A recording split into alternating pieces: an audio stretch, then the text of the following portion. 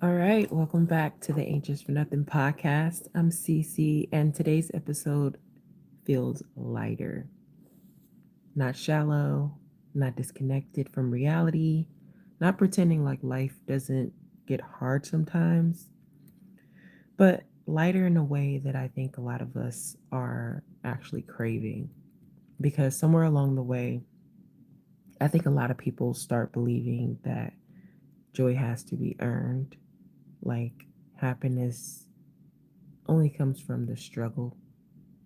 Like happiness only comes after the healing or after the success or after the breakthrough.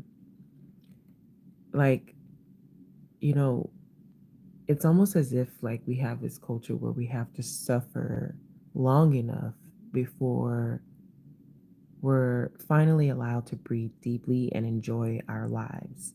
And honestly, like truly honestly, I think we've normalized survival mode so much that some people don't even realize they've been living there for years.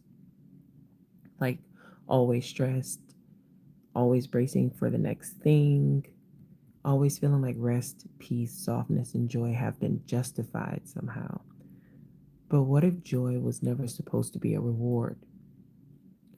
What if it was your birthright? That's what we're talking about today, guys. So, before we get into that, really, I want to break this down and first of all talk about how society romanticizes struggle. We live in a world that praises exhaustion. People almost wear burnout like it's a badge of honor. Like, how busy are you? How stressed are you? Like, how much are you sacrificing? And, like, listen, ambition is beautiful, growth is beautiful. Trust me, I'm a really ambitious person. I've been ambitious, like, I believe since I was a kid. Hi, Annalie. I think I'm saying your name right. But growth is beautiful, is what I'm trying to get to. And discipline is important. But somewhere along the way, people started connecting struggle with worthiness. Like if something comes with ease or peace, it somehow matters less. And I just don't believe that anymore. I really don't. Because life is not supposed to feel like one long emergency. You and I were not created just to survive our way through existence.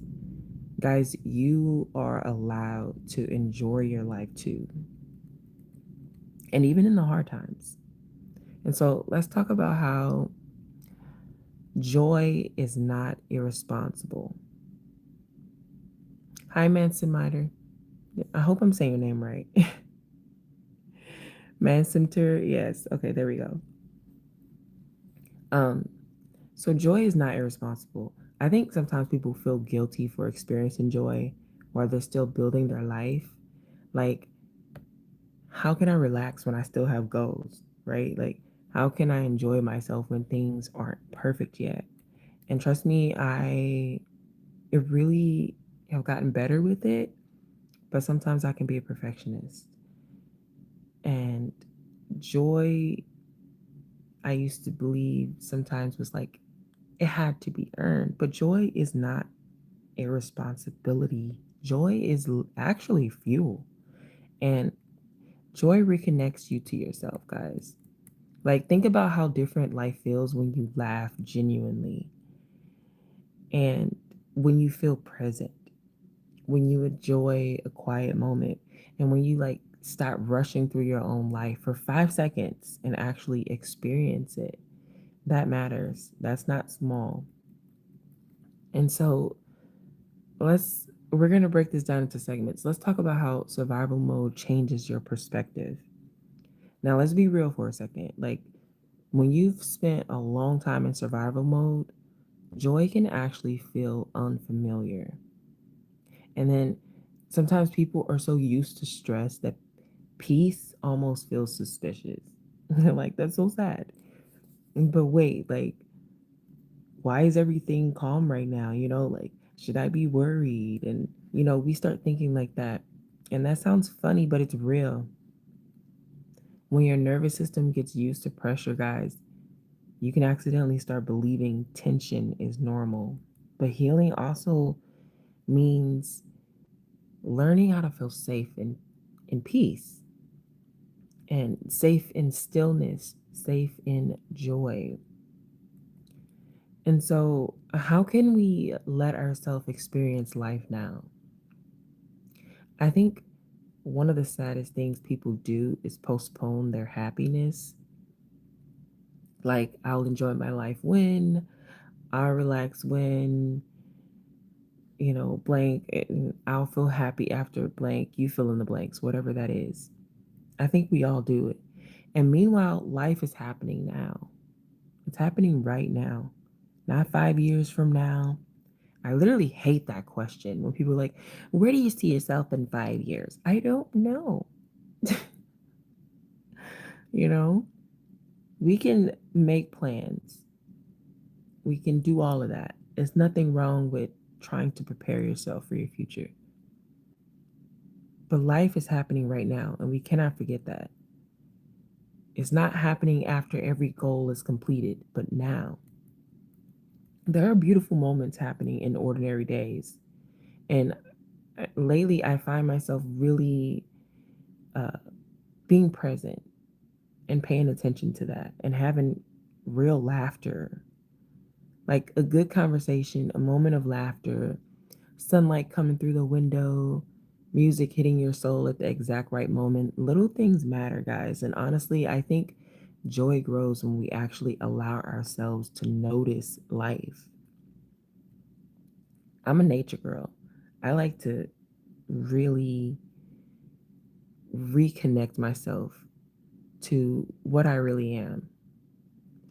Um, I don't know if I really consider myself to be, I guess, disconnected from nature. I think we all really, really is nature. The audio is doing something? Okay. Thank you, Laura. I don't know what I can do about that now. I just got to kind of go through it. That's the thing about doing these podcast episodes live. So, but yes, I connect myself to nature and I love animals. And I have a cat. I love connecting with my cat, come home from work and everything. I love being with him. I love birds. I have a tattoo of a bird, hummingbird. I really think that joy grows when we actually allow ourselves to notice life. Okay. So let's talk about how joy is powerful. Like, it's just really, really just the emotion of joy, how powerful it is. People underestimate joy. Okay. People underestimate it. And joy can literally change your energy.